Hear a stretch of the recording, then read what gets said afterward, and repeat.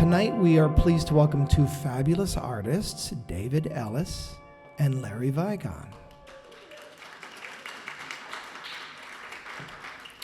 They have combined two shows, Lobospheres and Flotsam and Jetsam, under one umbrella called Aquean.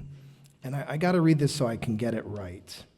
Aquean is an evocative exhibition exploring time, tides, and transformation through multimedia works that invite viewers to compare the sea as both subject and metaphor. Larry and David, take it away.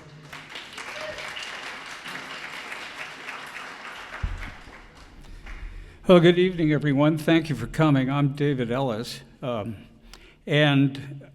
is a remarkable experience. And before we get started, or before I talk about Aquean and about Lobospheres, I just want to thank the staff here at the Maritime Museum for being absolutely spectacular to work with.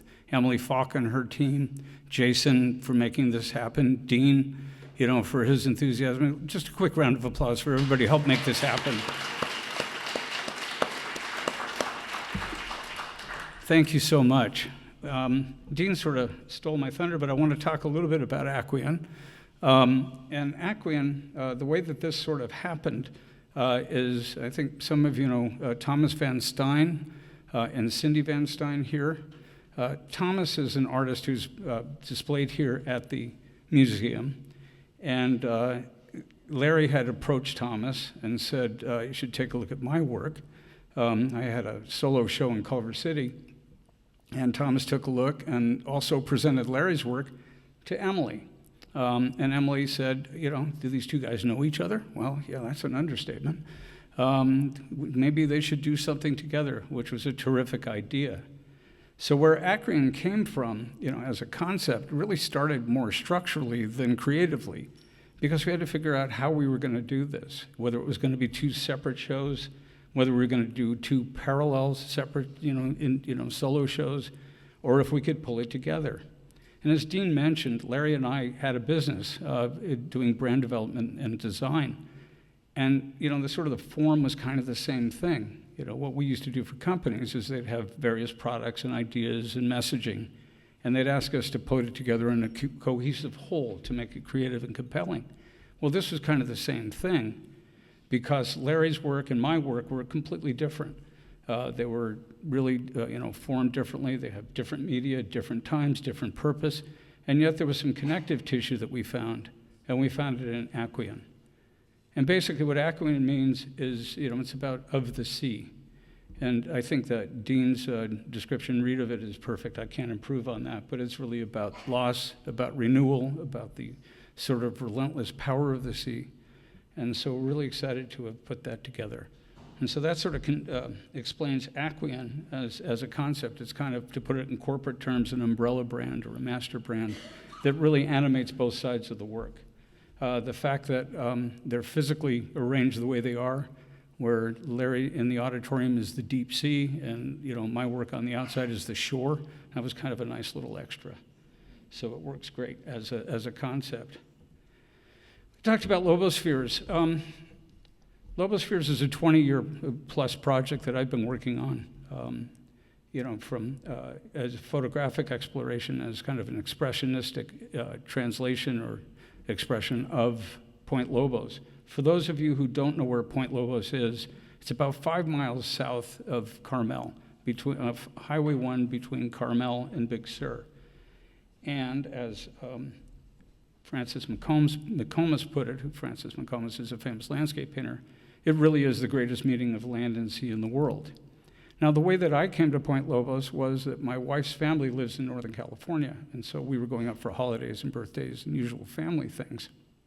And as part of that process, after we got done with the family, we took the kids and used to do these trips for a couple of days, and we'd end up in Carmel or Big Sur or some of these places and hike around. And so I had this opportunity being in Point Lobos to learn landscape photography, which for those of you who've tried it, it's really much more complicated than it looks. And I wasn't very good at it until I started practicing. And so Point Lobos gave me, a lot to work with. And some of the images in some of the places is just as dramatic as you can possibly imagine. And I got better at landscape photography because of the subject matter. There are very few places in the world that look like this, that present themselves with such incredible power and texture and color and energy. And so I kept photographing it and got better and more, more professional at shooting landscape. And then I started to break it down into sort of smaller bites. And then things started to happen, because when you start to really look at Point Lobos and walk slowly, it's kind of wacky. And so you start to see things like this. Now, I have a good friend up north who I showed it to him, and he started laughing. He goes, "Oh, you found a Santa Cruz canal alligator." He said, "They were a real nuisance in the spring in my yard. You also found things like kelp that, sort of mimic the color of tropical fish that swim around it. And then you found, an extra from Jurassic Park that got lost in the woods. And you start to see these creatures and so forth. At least I did. And the more you look, the more you see when you walk through Point Lobos, which is also true about my work. The more you look, the more you see. It just presents itself in a really amazing way. So as I was walking and getting smaller and really cutting Point Lobos down to size, I ended up on Weston Beach. Now, Weston Beach, as far as landmarks and so forth is concerned, it's not very distinctive. It's basically flat as a pancake. It looks like the surface of the moon. But if you look sort of to the lower left of this photo, you'll see sandstone and a lot of black lines. And that's really what the subject matter is of most of my work that's upstairs. And I started to look through them. And as I was walking and capturing the images, of Weston Beach, I realized I was walking in the footsteps of giants. People like Edward Weston, who was shooting these abstracts back in the 30s and 40s. His son, Brett Weston, who's a spectacular, if you know his work, he's spectacular landscape and abstract photographer. Weston Beach clearly is named after that family, and in fact, the family still operates a gallery in Carmel. And they have the foundation has, classes and seminars and all sorts of things to teach you how to shoot at Weston Beach. And also, this guy, I think you've probably heard of him as well. So they were all very much, abstract and doing this kind of work. So, as part of my learning curve, I figured I'd do the same thing and learn and see if I could shoot abstracts myself that were in the tradition of the Westons and Ansel Adams and Minor White and all the legendary photographers that were there. And so I shot a bunch of black and white, and these are all film. And as part of my evolution, I thought, great, I did some abstract work. I'm not comparing myself to them, but I felt good that I understood the genre. But I also realized that I was doing work that was fresh about 80 years ago. And the question for me was, what am I bringing to the party? What's new? What can I do that is different? What can I do that expresses my feelings about this place rather than, honoring a genre? So I come from a really creative background. I have a couple generations of artists, writers, musicians, filmmakers, actors, and so forth. And around our dinner table, there was always talk about creativity and about the arts. And one of the things that really stuck with me is this idea of that looking out of the box for real creativity really just doesn't work. In other words, you can find techniques, you can expand your vocabulary, your palette, you can have more words to use and more places to go, but it doesn't necessarily generate authentic ideas. It doesn't solve the core problem, which is, what are you saying? What do you stand for? What does it mean, and why do I care? And that stuff lies deep inside the box, and what's inside the box is inside the artist, or inside you. So, the question for me was pretty easy to answer, what's inside me? Well, my family was sort of the touchstone for that, particularly my mother. She was an abstract artist in LA of some repute. She was doing great. She had a burgeoning career, but unfortunately passed away too young to actually enjoy the success that she deserved. But she used to take me to museums and used to get all excited about things. And I'm about 8 or 9, 10 years old. And we'd go to an art museum, and she goes, "Wow, that's a Gauguin, and that's a Cézanne. Did you know they shared the same palette? Oh, cool, Mom. That's great. Okay." Then that's a Van Gogh, and over here is a Picasso. You see how they distort reality? It's really different, but they've got this core thing. And yeah, Mom, that's kind of cool. Okay, that's great. And that's a Diebenkorn. And look at the black of that flamenco paint. Oh, great. Can we play baseball? Can I go home? So that was kind of the thing that was happening for me, but it deeply imprinted me in a way that I hadn't realized. It introduced me to a sense of color, a sense of rhythm, a genre of art that really drives my work now, having no idea that that was going to happen. The second influence for me, also sort of ad hoc, was that a friend of mine's father had a book on his my friend's house, at my friend's house, coffee table book from Ernst Haas called The Creation. Now, Creation was this amazing collection of landscape and abstract photography that just blew my mind. I was in junior high, I guess, at the time. And I looked through this and I couldn't believe anybody could do this with a camera. Now, Ernst Haas is probably one of the most underrated photographers in photographic history. He had the first color show at the Modern Museum of Art in New York. And the reason why he was so controversial was, in fact, that it was color, because most photographers at that time were purely black and white, and color was crass and commercial. What compounded Ernst Haas' problem was he was shooting things like the Marlboro Man ads for magazines and so forth, but he was just a remarkable photographer, and it stuck with me. And the thing to note was at that time, I had no idea what to do with a camera. I was not studying to be a photographer. In fact, I was a musician playing drums, hoping to be in the Rolling Stones or at least play in front of thousands of people, and having no bearing with this whatsoever. And I got that opportunity. I had a good music career for a while, and when I got out of it, I took the first job that would pay me to write, and that required me to illustrate my stories with a camera, and that's how I came to photography and a lifelong passion. And in fact, I was published before I knew what an f-stop was. But Ernst stayed with me. The third factor that influenced my work was this. I was shooting film for years, and this was my first digital camera. This is 4 megapixels of mighty digital imagery, and it was the first camera that I had. And the reason why, it absolutely changed the way that I looked at photography, the way I looked at art, the way that I looked at Point Lobos, not because it was better than film, but because it was worse. What was happening was when I looked through the viewfinder of a digital camera, all the colors were exaggerated. I could see exposure and composition, but the colors, it almost looked like Disney. And when I got the files home, they were different too. They were so much more vibrant than I had ever expected, because digital just really records light very differently than film. If film is here, digital is here. It's like that Spinal Tap thing of taking an image to 11, well, digital takes it to 15. But it enabled me to see Point Lobos in a completely different way and get out of the trap or out of the sort of rut I was in by shooting black and white abstracts. And so the very first one that I shot was this. This is called Inside Voice. It's upstairs. And what happened was the minute I started shooting color, all of a sudden it wasn't abstract forms. They all of a sudden became characters and figures and situations and stories that came alive. It really, put sort of flesh and bones on these rocks. Now, a lot of people here see a horse. I'll bet most of you see a horse here too. That's not what I saw. What I basically saw were 2 cartoon characters, flat, in profile, running from right to left. You're going to think I'm crazy, but anyway, right to left, one with its mouth open and the other one putting its fingers to its lips, telling it to shut up.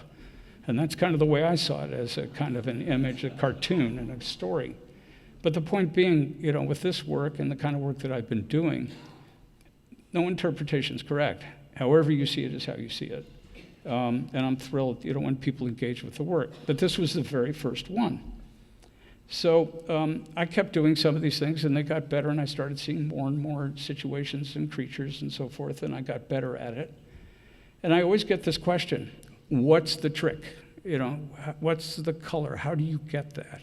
There's got to be like a filter, or there's got to be some kind of, set of settings that you have that make this happen. The reality is there's no trick to it. It's conventional photography, really traditional. Everything that I do in Lightroom, which is the program that I use, is the same that you would do with wet darkroom. There's no AI. There's no macro. For those of you who don't know what macro is, it's like taking a tiny little thing like this and blowing it up into a huge landscape. I'm not doing that. I don't use Photoshop for a couple of reasons. One is that I've never been able to understand it. The second thing is it's kind of like a foreign language, and I've never gotten the grammar right. And whenever I use Photoshop, I end up in places in that program that even the experts can't believe I got to. So I don't use it, but I do use Lightroom. And the process is very similar to what you would do in a wet darkroom, or traditionally has been going on in photography for 100 years. Let me show you what I mean. This is the proof sheet from Ansel Adams' Moonrise Hernandez, which is probably, if not one of the most iconic photographs in the world, possibly the most expensive, the most coveted photograph. Now, when you take a look at this as a proof sheet, it's pretty great, right? You wouldn't give $5 to this, or if you saw it on a proof sheet just as an image, you'd pass it by. You wouldn't care, because it's pretty bland. It's just nothing but shades of gray. Well, Ansel Adams had a system called the zone system, which enabled him to sort of visualize what his negatives were eventually going to be. And so he photographed to an outcome. He knew exactly what was going to happen, and this is the photograph, and I'm sure you're familiar with it. Right? Now all of a sudden that sort of bland thing became this remarkable piece that's now, if you find some of these things, literally $1 million if you can find them. So I'm not going to equate myself with Ansel Adams in any other way except to say that my process is very similar. Upstairs, this is the image for the raw image of the negative for Mark's Garden, which is upstairs in a trilogy that you'll see.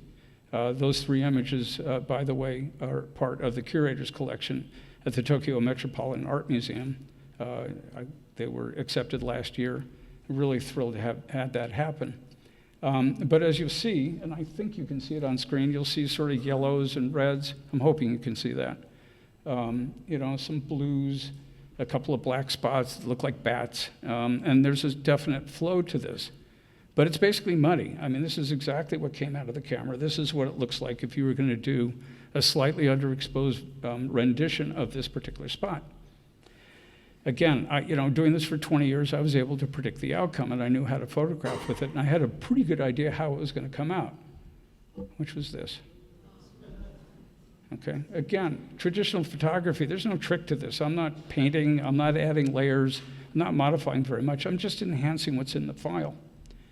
The second one is the migrants, which is also up there, and this is very different because I actually saw the figures. It was really different. I saw sort of a family huddled together, sort of a man, with a child or maybe a woman cradled. Some people see a dog and a baby, who knows? It's all good, but I did see these figures. And the job wasn't to enhance the color. The job was, for me, was to make sure that you were able to, as viewers, see what I saw when I made the photo. So it became this. So again, there's no trick to this. It isn't, I have this conversation with photographers all the time. I have this conversation with painters who don't believe their photographs, but that's okay. The fact is that it's traditional photography. It's strictly, working through exposure and the exposure triangle and just exposing these things so that you could get an outcome like this and be able to anticipate it. So moving forward, as I say, I photographed this for about 20 years. And about 8 or 9 years ago, I started to look at the beach differently. Because when I showed up, there was less of it to photograph. There was a definite area that I could go and find these images. And oh, by the way, every time I went back, I tried to find the same ones that I shot before, and it was impossible. So, there was never the same shot twice over 20 years. But what was happening with the beach was it was getting smaller.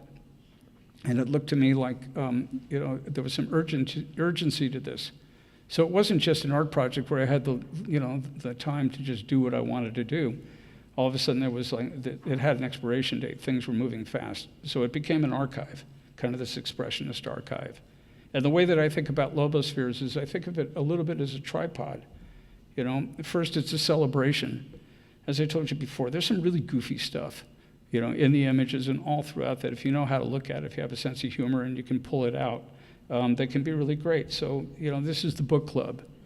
And the reason it's the book club because it looked like a chatty group of people. It looked like a kind of a loud living room to me, and all these characters interacting and so forth. And so it's just fun. And for me, it was always fun to find these images. This wasn't designed to be a big environmental, polemic to talk about, how the environment is destroying the beaches. But that's very much an underpinning of what this project has come to be. The second thing is it's an elegy, and that's in remembrance. As I said, I have not been able to find these images again. The areas that most of these images were shot is underwater or covered in debris. I'll show you that in a minute. But it's kind of the idea of remembering what's there. What you walk past and don't see, what you take for granted, what we don't pay any attention to bring it forward. And so in that way, it's an elegy. The last part about this is its cautionary tale. And what I mean by that is really simple. The stats are not good. The future is not in our favor. Under a worst-case scenario, climate change could raise the oceans by an average of more than 8 feet by 2100. I think for those of you who live in Santa Barbara, I hear this from surfers and from other people, that that's happening now. Your coastline is changing. Up there at Point Lobos, it's changing radically. And I'll show you that. That area I showed you with the flat rock and, and the granite and all the black and so forth, this is what it looks like now. It's covered over. It's by about 3 feet worth of debris like this. All the images that I shot are buried under that. Now, whether they're going to come back, whether the sea reveals it again, I'm not sure. I wouldn't count on it. Further, it's happening really fast. And what's happening quickly is it's shocking over the last couple of years. I want you to pay attention to the photo on the left. And if you take a look at the upper right corner, you'll see where the pedestrian walk, which is that sort of brown gravel line, butts up right next to the road. Now that road's the only access to the frontage of this incredible park. But as you can see, the water's coming right up to the edge of the path. It's going to go past the path into the road. It's going to erode the road. Who knows how this is going to happen? This is going to cost millions of dollars to the state of California to fix this, even if they can, because what's happening on the other side of the road is it's a natural preserve and it's really protected habitat. So I don't know what they're going to do. And it's like I say, it's happening quickly and it's happening dramatically. The photo on the right will show you how much of that path has been eroded by the sea coming up. Here's another view of it. And I used to be able to photograph, particularly if you look, sort of towards the left, that sort of crescent area, that sort of triangle area was just loaded with these images and with flat rock and beautiful images and characters and creatures and drama and all the things that make the Globosphere so special.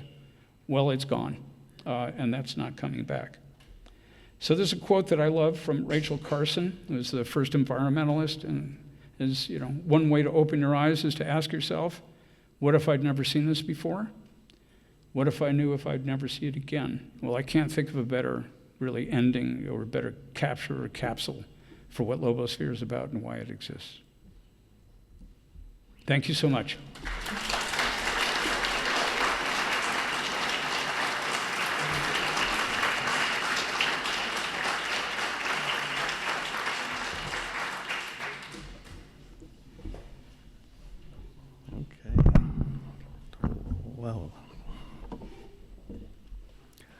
So thanks to everyone for coming out, and thank you to the staff at the museum here. I'm going to give you a brief history on my career, about 55 years in 25 minutes. And so there'll be a lot of stuff left out, but it'll give you insight to my process. So we'll start here.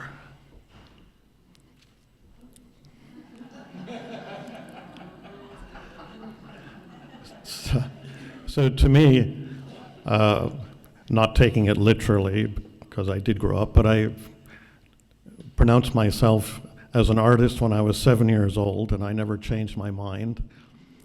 And this, to me, says something about keeping the wonder of being young and doing art just for the joy of doing art. It's not about the ego. And Picasso once said it took him 4 years to learn how to paint like Caravaggio, but a lifetime to paint like a child. And that's always stuck with me. So skipping way ahead, when I graduated from art school, the Art Center College of Design, I thought the best job in the world would be designing album covers. This was 1972, it was the heyday of the 12-inch vinyl sleeve, and I couldn't think of anything I'd rather do. So I made a promo piece and sent it out to all the record companies and studios that had anything to do with producing album covers. And I got a call one day from an art director named Desmond Strobel, and he asked me if I did hand lettering for album covers. And I said, of course I do, having never done it before. And this was the first job I ever did. There's probably some people here that know Captain Beefheart. Everyone was very pleased with the way this came out, and that eventually led to this.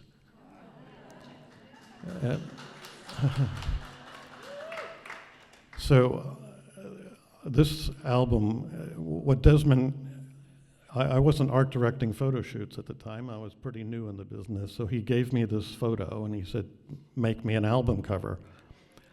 And this album was a big hit, but he didn't give me credit on the cover on the album. So when this album came up, I said, Desmond, that last album sold like 10 million copies. I'd really like you to make sure you put a credit on this. And he agreed.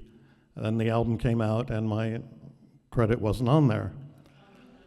So then I called Warner Brothers, I told them what was going on, and they added my credit. So the first 5 million copies of Rumors doesn't have my name on it, but the next 45 million do. So now, I ran into Desmond at some function, I can't remember what it was, and I told him, that I was really unhappy with the way he had, left my name off an album again. And I told him, I'm going to take this client away from you.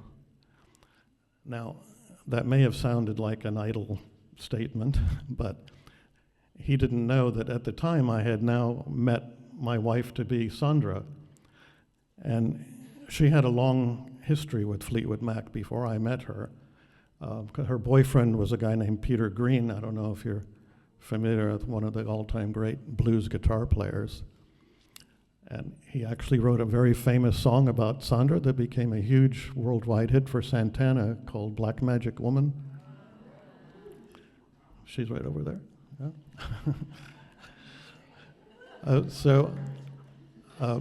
When I met Sandra, she was sharing a house with Christine McVie from the Span. And we hit it off quite early, and I moved in with her and Christine at the height of the Rumors craze. So I knew when I told Desmond I had an inside track to actually take the client away, and I did. So starting with Tusk, that's when I took over all the art direction and design, not only the album covers, but single sleeves and merchandise and trade ads and all that. And went on to do more. This is the Mirage album, the Fleetwood Mac Live, the 25-year box set, and solo projects for Christine, for Mick, and for Lindsay, and a previous member of Fleetwood Mac, Bob Welch. This is kind of interesting how this came about. I was working on the Mirage album, and so Sandra and I, Fleetwood Mac was recording in a studio outside Paris, and I needed to go meet with them, and I did. And then one night, Mick and his bodyguard Dennis and Sandra and I went to a nightclub, or it was a burlesque show in Paris. It's a really wonderful atmosphere. It was like all black and red and filled with smoke and people from all over the world, smoking and drinking champagne. It felt like you were in a Toulouse-Lautrec painting. And between each act of the women who were disrobing, they would have variety show kind of acts. And one of them was a guy doing shadow, hand shadows. And not basic stuff like this, but portraits of Nixon and Reagan and incredible stuff. Anyways, we got back to Los Angeles, and I got a call from Bob, and he was saying he's got a new album. Originally, the title was Watch the Animals, but he changed it, but we still felt like this was suitable. It really still was conceptually sound. And I like the idea of showing shadow, and if you just show an animal, it's just, okay, there's the animal, but you have a shadow, and it's more intriguing. And I'm sure there's some Jungian analysts here that would agree with that. So, anyways, this is a picture of Bob and I at the photo shoot. That's me many years ago. And I'm showing Bob a Polaroid to make sure we're getting the shot right. I was also working with a lot of other great musicians at the time. There's a lot of stories that we don't have time to get into, but let me see. This is Chicago 17. That's their biggest selling album ever. Counting Crows, that became quite iconic in the early 90s. Even people that didn't have the album knew the cover. I got a call from Robin Sloan, who was creative director at Geffen, and she said, we got a new act, and we'd really like you to do the package for it. So I went over to Geffen, I met with her and Adam, and we talked for about an hour, and I asked him, well, he had revealed, he said, they didn't sign me because of my looks or my singing. He said, they signed us because of my writing. And I said, well, do you handwrite your lyrics? And he said, yes. And I said, can I get a copy of those? And that's what I use for the background of this. And then I just literally took the dropper from a bottle of ink and wrote Counting Crows just straight out of the ink bottle. Ian Dury and the Blockheads, or I don't know if you know these, they're very big in England. Some albums that don't sell millions, but I'm still proud of all these covers that I've done.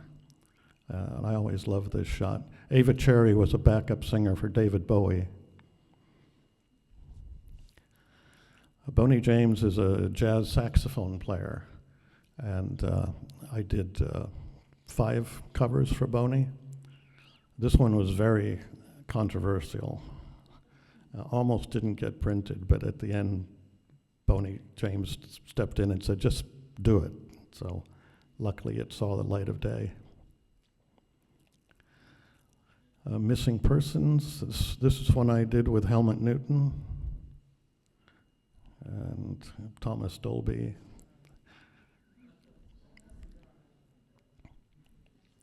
Pat Benatar, lovely lady to work with. Carole King, I did 2 albums for Carole.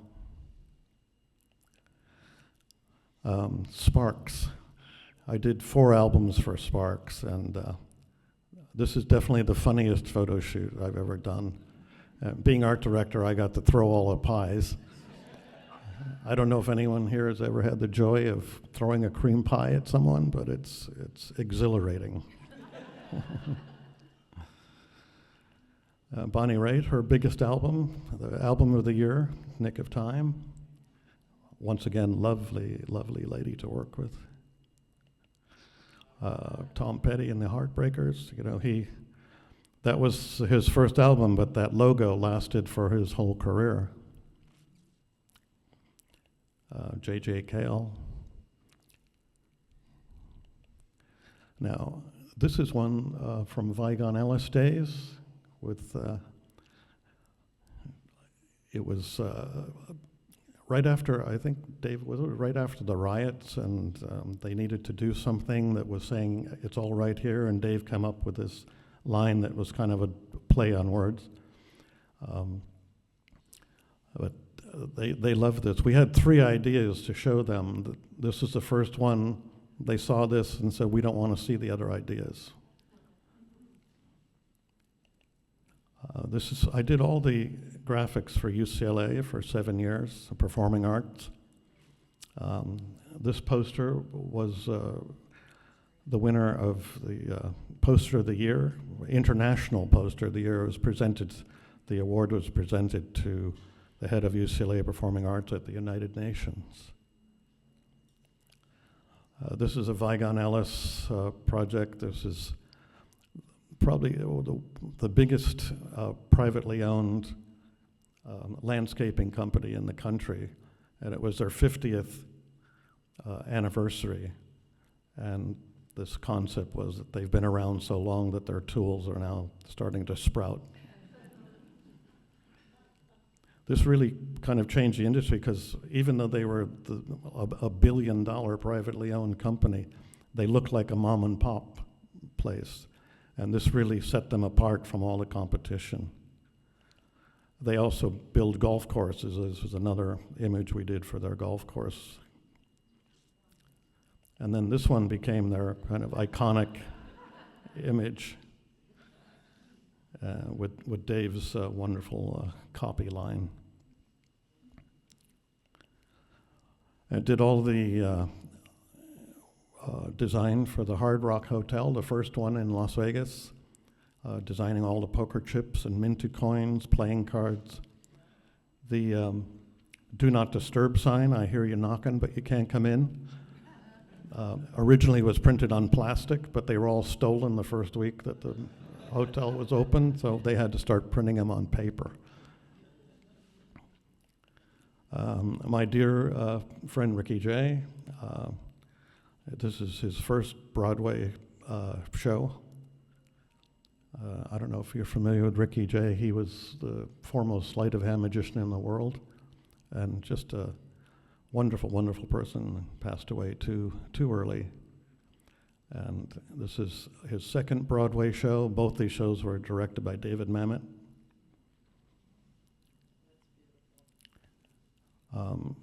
This is a cover of my first book. I wrote down every single dream I had for 17 years and did a painting or a drawing to go with it. And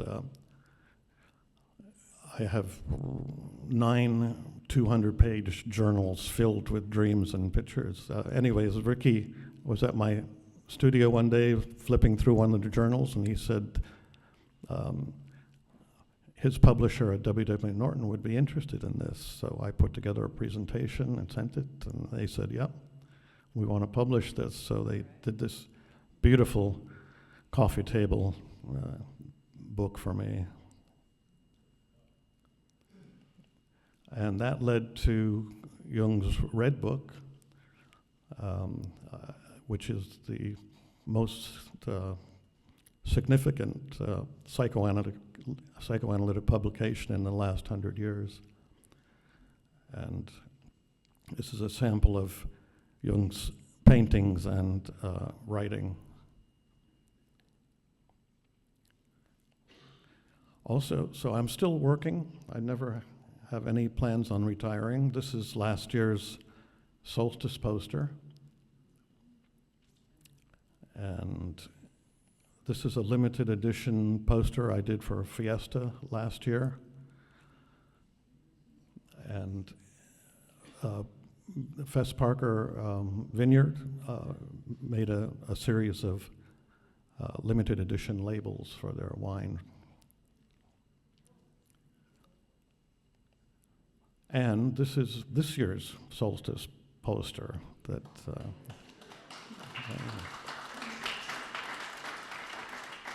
this is just having fun with the idea of shooting the curl, but giving a whole new kind of a view of that. And this is getting into some of my personal work now, things I just do for the joy of painting. When Sandra and I we lived in Italy for several years, and at the bottom of the hill, this was in Florence, at the bottom of the hill from where we lived, there was an art school. Probably been there for 500 years. But for €5, several times a week, you could go in and draw from a live model. So I would go down, make some drawings, and then come back to our home and make paintings out of them. These are acrylic and gold leaf. This is a lino cut.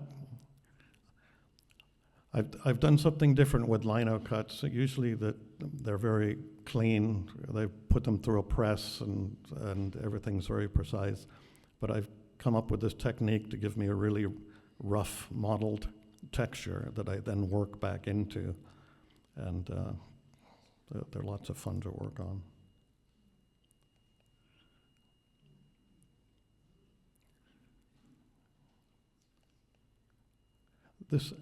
I'm not really a religious person, although I am a devout artist. But religious art fascinates me, all the symbolism, and also because my wife's favorite animal is a rabbit. That was the inspiration for this Madonna and Bunny.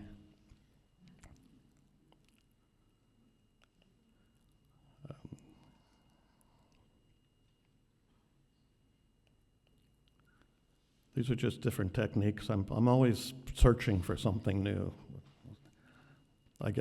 If I've done something for too long, I get tired of it, and I've got to move on and find something new. I like to keep surprising myself.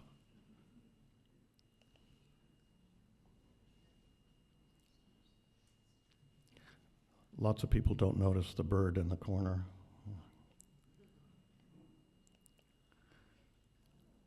And this is just ink drops in. I painted the shape of the bird in water and then just drop the ink into it and let it flow. Same kind of technique, but more colorful.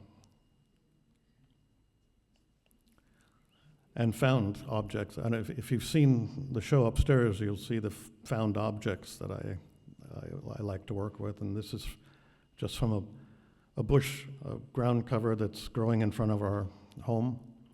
And I just picked this leaf up, and because I love the color, put it on a piece of white paper, but there was something missing, so I got a felt tip marker and made a beauty mark, and I just brought it all together.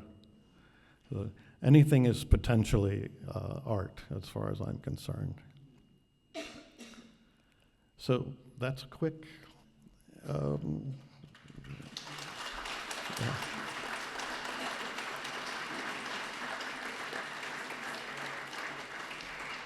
And I guess we're doing question and answer now, right?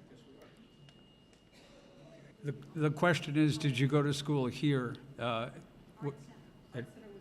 went to the Art Center College of Design. Pasadena. Well, it's in Pasadena now, but when I went, it was on 3rd Street near Highland. It was it was a small school. I think there was, but there's also, what was that? They were just saying Highland on 3rd. Yeah. Highland is 3rd. And, but there were artists from 18 different countries attending this school. And it really felt like just an art school. Now it's so huge, it feels like a corporation. I taught there for a while, but yeah, I love that whole experience of going to art school. Yeah, the question is can't figure out the different sizes in the photos. You mean of the actual subjects? Yeah, they the ones that are figurative are probably 12, 18 inches so forth, nothing is smaller than about a foot, 18 inches. Some of the more expansive ones that look like landscapes and so forth can be as wide as 6 or 8 feet. And I was able to shoot those because I'd step on top, climb up on top of rocks and be able to look down. But none of it's tiny. Like I say, the smallest ones are probably about a foot. And again, the others are more expansive. Yeah, the question is, did Vigon Ellis create the Fandango logo? The answer is yes. Yes, and the inspiration was a ticket stub. Yeah. Yeah, that was an interesting project because they'd been through, we were sort of an insurgent, guerrilla kind of company, because the kind of work we were doing was usually, handed to these gigantic design firms like Landor, Interbrand, and they spent, hundreds of thousands of dollars, millions of dollars studying it and trying to come up with these logos. And a lot of the work that we got was from frustrated clients who got the outcome of that and said, oh my God, that's awful. What can you guys do? And Fandango was one of them. They had been through 4 rounds, 4 different design firms before they had hired us. And, we had nailed it really, I think, within a couple of weeks. I mean, it was really quick. So I think one of the things that made Vigon Ellis stand out was coming from an entertainment background and coming into a kind of a corporate blue environment, that bringing an entertainment sensibility to corporate graphics, and that it didn't have to be dull and it could be exciting and fun. So I think that's what we were all about. Yeah, it wasn't like we were trying to be, disruptive. It wasn't these things where our business model was, let's just see how much crap we can kick out of the market and so forth. We just did what we did, the natural things. Larry's, as you saw from his work, is very intuitive. It's really simple. It's powerful. It's timeless. And as a team, that we were able to connect up on a way. It was completely compatible skills in terms of, writing and strategy. It all came together very quickly. And like I say, it wasn't like there was a business plan. We didn't go out and do a market analysis to find out, whether we could be successful. We just did our stuff, and it just really resonated. Occasionally. There's been some local artists, and I've done just 3 since I moved to Santa Barbara. And it's funny that it's not people saying, oh, can you do a Fleetwood Mac Rumors for me? Everybody says, can you do a Counting Crows for me? Yeah. Can Larry comment on his show upstairs? Oh, well, is this working? Oh. Yeah. As you can see from my presentation, I don't have any one style, so that's why I called it Flotsam and Jetsam, because there's original paintings, there's prints, there's copper etching, there's found objects, there's animation, and some of it is work I had done years ago, and quite a bit of it is brand new work I did just for the show. The question is, our perspective on arts at the museum and how we can sort of, our thoughts moving forward, correct? That's the question? I can take that one. I have to applaud Emily Falk and Dean and the team for really taking a leap. This is very different than, as I understand it, from a lot of the work that is typically exhibited here. That it's just a kind of a different thing. And I think that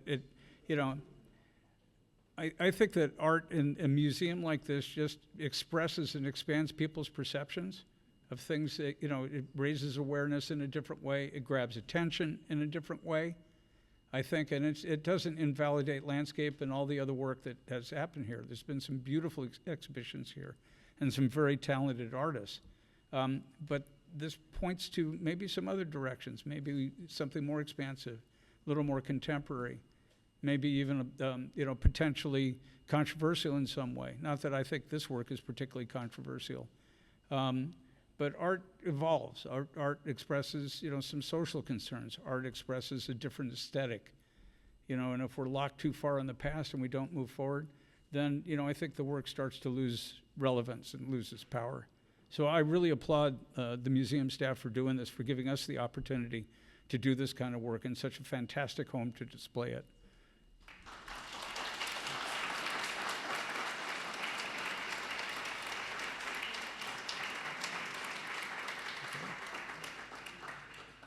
Other questions?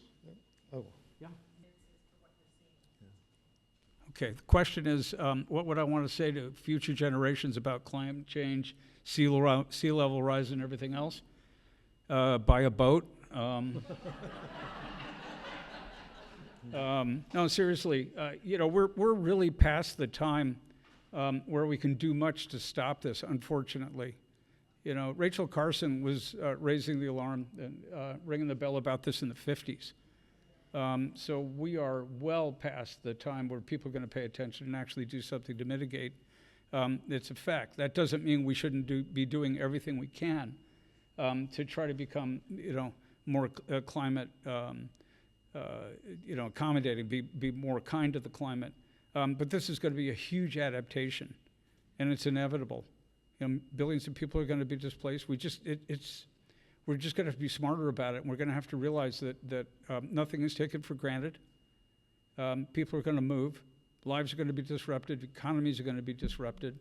I think that what's going to happen is we're going to have to get off our phones and off social media and start talking to each other, start working in community groups, start really working personally to do these things.